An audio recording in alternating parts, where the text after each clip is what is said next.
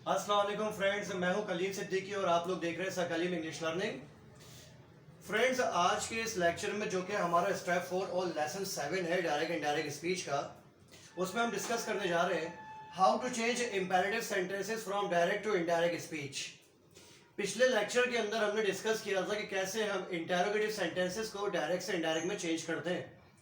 आप में से वो लोग जिन्होंने वो मेरा पिछला लेक्चर नहीं देखा है उसको देख सकते हैं ताकि आपके लिए करामत हो जाए। आइए चलते हैं आज के लेक्चर की तरफ। Imperative sentences, what are imperative sentences? First we need to understand imperative sentences are the sentences in which we order, advise, instruct, suggest, request someone or refuse someone to do something. imperative sentences वो sentences होते हैं कि जिसके अंदर आप किसी को order करते हैं, किसी को एडवाइस करते हैं, किसी को आप कुछ सजेस्ट करते हैं, मशवरा देते हैं, या किसी को आप रिक्वेस्ट करते हैं कोई काम करने की, या आप किसी को मना करते हैं कोई काम करने से। इस तरह के सेंटेंसेस को हम इंपेरेटिव सेंटेंसेस कहते हैं।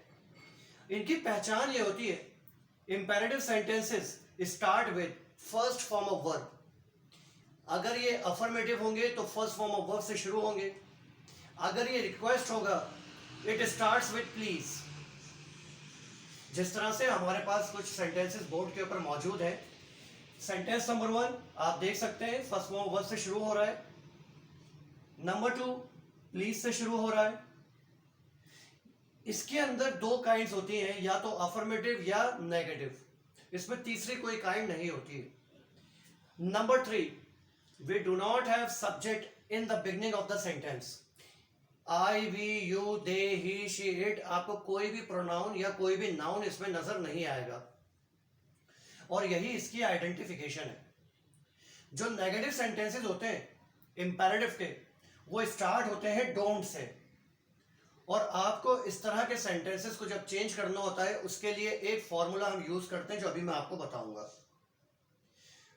For example, sentence number 1, the manager said to the peon, get out of my office.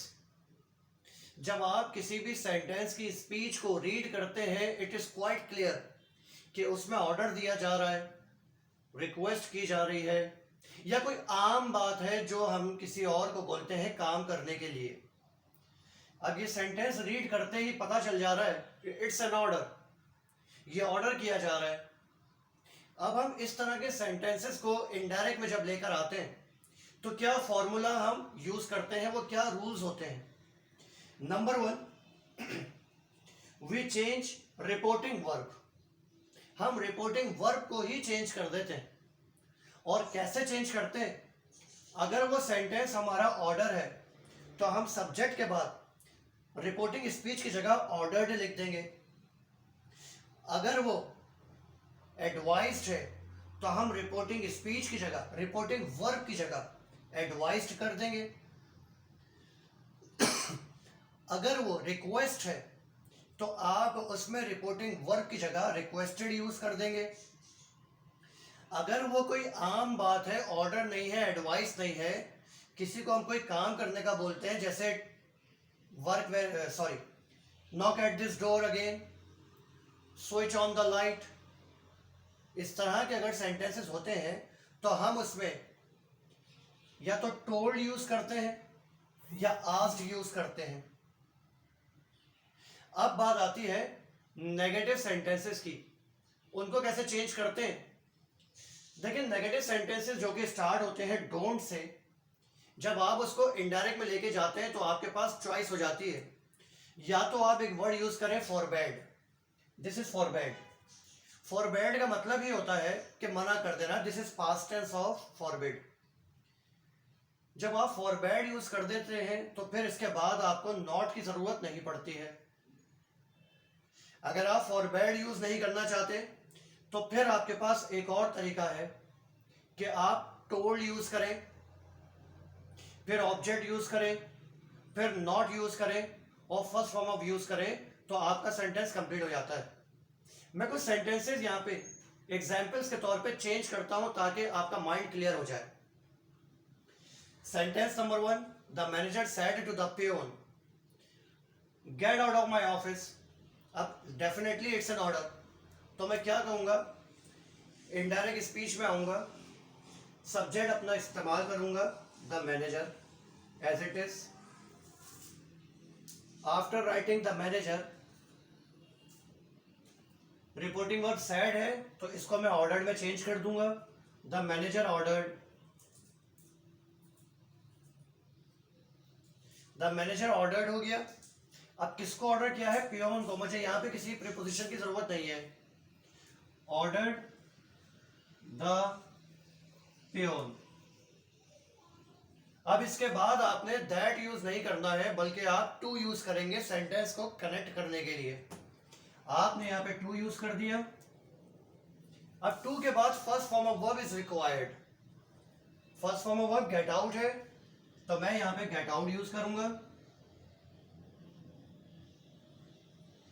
Of आ गया। अब मामला आगे आता है चेंजेस इन प्रोनाउन।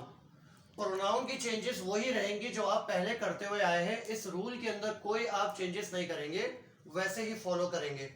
तो माय ऑफिस है, माय आपको पता है फर्स्ट पर्सन है, तो इसको हम सब्जेक्ट के हिसाब से चेंज करते हैं। तो माय ऑफिस हो जाएगा हिज ऑफिस, और यहां पे ऑफिस एज इट इज आ जाएगा। इस तरह से आप चेंज करते हैं इंपेरेटिव सेंटेंस को डायरेक्ट से इनडायरेक्ट में। अच्छा, अब आपके पास आता है सेंटेंस नंबर 2। रिपोर्टेड स्पीच क्या है इसकी, please forgive me this time. Why do we use please, we use please for request. तो यहां पे मुझे क्या करना है, रिपोर्टिंग वर्ब को रिक्वेस्टेड में लेके चले जाना है।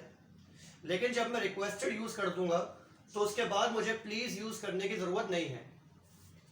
चेंज करते हैं इसको, लेट्स स्टार्ट। ही रिक्वेस्टेड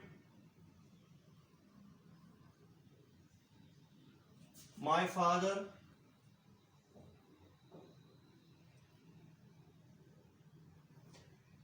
यहां तक आप पहुंच गए। यहां पे आपकी रिपोर्टिंग स्पीच कंप्लीट हो जाती है। अब इसके बाद मुझे क्या करना है, कॉमा इन्वर्टेड कॉमास को मैंने खत्म किया, लेकिन टू को प्लेस कर दिया यहां पे। टू के बाद फर्स्ट फॉर्म ऑफ वर्ब, क्योंकि प्लीज की जरूरत नहीं है, रिक्वेस्टेड में ये शामिल है। फॉरगिव, ये आपकी फर्स्ट फॉर्म ऑफ वर्ब आ गई। अब वहां पर मी है, तो मी का ताल्लुक सब्जेक्ट के साथ हो गया, सब्जेक्ट आपका ही है, तो यहां मैं इसको लेके चले जाऊंगा, ये बन जाएगा हिम। दिस आ गया, दिस को मैंने दैट में चेंज किया। टाइम एज इट इज आ गया, ऐसे। इस तरह से आप चेंज करते हैं। अगर आपका सेंटेंस रिक्वेस्ट का होता है, उसमें प्लीज यूज होता है, तो आप उसको डायरेक्ट से इनडायरेक्ट में इसी तरह से चेंज करते हैं। अब बात करते हैं सेंटेंस नंबर 3 की। What is the reported speech. Reported speech इसकी क्या है, work very hard from today. एक आपको मैं एडवाइस करूं स्टूडेंट्स, कि जब भी आप किसी डायरेक्ट के सेंटेंस को इनडायरेक्ट में चेंज कर रहे हो, आप सबसे पहले उसकी रिपोर्टेड स्पीच को रीड आउट करें। जब आप उसकी रिपोर्टेड स्पीच को रीड कर लेंगे, गो थ्रू कर लेंगे, तो आपके लिए समझना आसान हो जाएगा कि उसकी वेरिएशन क्या है। अफर्मेटिव है, नेगेटिव है, इंटरोगेटिव है, इंपेरेटिव है, ऑप्टेटिव है, एक्सक्लेमेटरी है, ये सारे मामला क्लियर हो जाएंगे आपके। तो इसको अपने जहन में रखें। Work very hard from today, definitely जब किसी को हम कह रहे हैं work very hard from today, तो इसका मतलब यह है कि ये एडवाइस है। अब इसको हम चेंज करेंगे। सब्जेक्ट मेरा शी है, मैंने यहां पे यूज किया she advised her brother. Her brother के बाद कॉमा इन्वर्टेड कॉमास खत्म किया और मैंने टू को प्लेस किया। Work very hard as it is.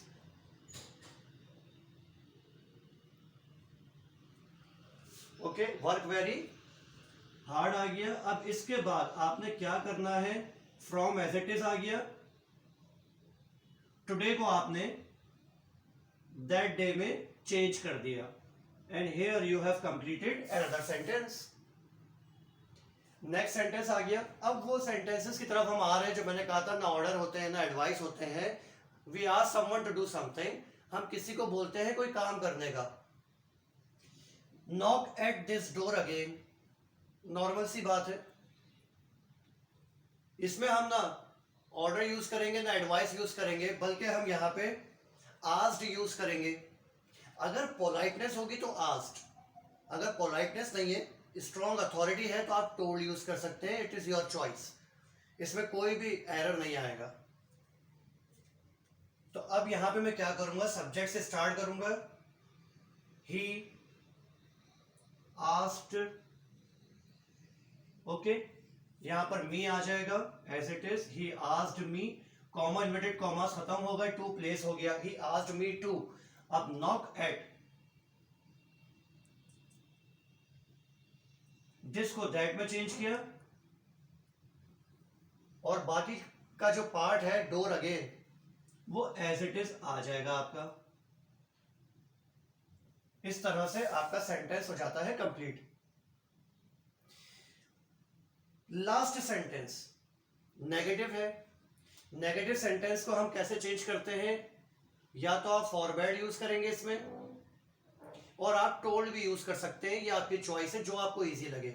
I am writing both the sentences, both the styles. Subject मेरा शी है, मैंने यहां पे शी लिखा। शी के बाद अब मुझे क्या करना है, या तो मैं फॉरवर्ड यूज कर लूं, पहले हम फॉरवर्ड से बनाते हैं। शी फॉरवर्ड, ओके, हिम आ गया। अब इसके बाद मुझे टू नॉट की जरूरत नहीं है, मुझे नॉट यूज करने की जरूरत बिल्कुल नहीं है, क्योंकि नॉट ऑलरेडी इंक्लूड है फॉरवर्ड के अंदर। She forward him to. To के बाद आप first form of verb use कर देंगे, आपका सेंटेंस कंप्लीट हो जाएगा। क्या है आपका वर्ब, सिट। सिट के बाद हेयर है, तो हेयर को आप चेंज करेंगे देयर में, जिस तरह रूल के मुताबिक होता है। यहां पे आपने सेंटेंस कंप्लीट कर लिया। आप देख सकते हैं ये फॉरवर्ड आ गया। जब ये फॉरवर्ड आ गया तो मुझको यहां पे नॉट की जरूरत नहीं है। नॉट की जरूरत कब पड़ेगी, वो स्टाइल भी हम देख लेते हैं। Same sentence with different style. यहां पर आ गया शी। अब मुझे टोल्ड यूज करना है इसमें। She told him. अब इसके बाद जब आप ऑब्जेक्ट लिख देते हैं तो आप फिर नॉट यूज करते हैं पहले, और फिर आप यूज करेंगे to. She told him not. अब आप टू यूज करेंगे, she told him not to, और उसके बाद फर्स्ट फॉर्म ऑफ वर्ब और changes in the place. Here को आपने देयर में चेंज कर दिया। Your sentence is complete. इस तरह से हम डायरेक्ट स्पीच को इनडायरेक्ट में चेंज करते हैं, अगर आपकी टाइप इंपेरेटिव की हो। तो फ्रेंड्स, अगर आपको वीडियो अच्छी लगी है तो प्लीज लाइक करें, सब्सक्राइब करें, आगे बढ़ाएं इसको, शेयर करें दोस्तों के साथ ज्यादा से ज्यादा, ताकि दूसरों को भी डायरेक्ट स्पीच समझ में आ जाए। अल्लाह हाफिज।